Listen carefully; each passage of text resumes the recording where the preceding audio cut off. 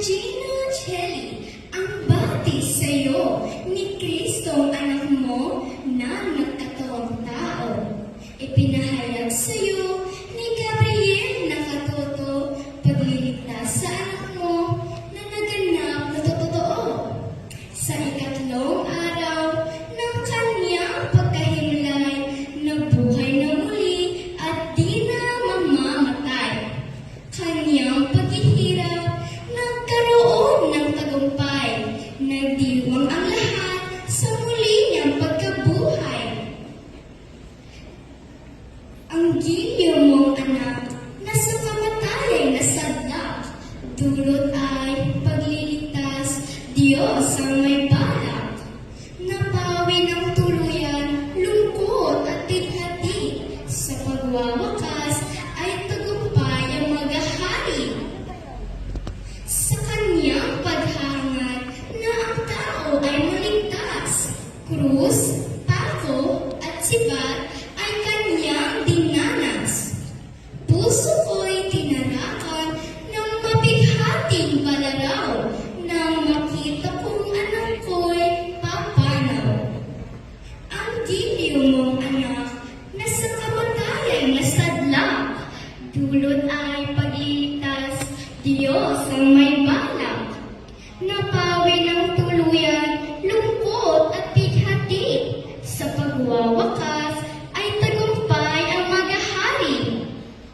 Si Jesus na namatay, na naglingkod sa atin, di man lang napag-ukulan ng awa at giting, bagkus ang pagpaparangal ay pag-aalipusta.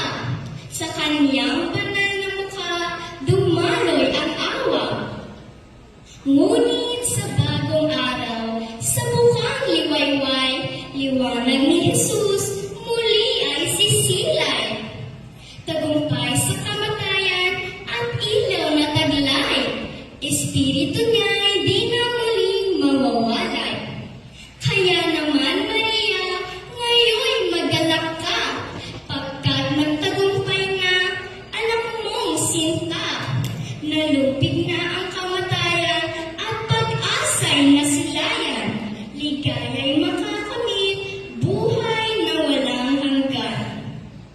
Kaya naman, Maria, hayaan mong alisin ko ang belo ng lungkot sa iyong abang ulo. Dalamhati mo'y magwawakas at luha na di na muling magbabakas.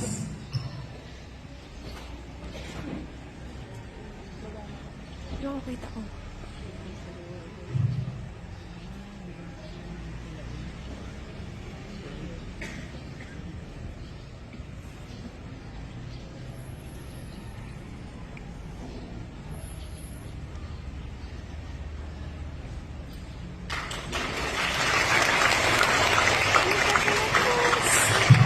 Naganap na ang araw ng tagumpay, mga anghel sa katoto, magdiwang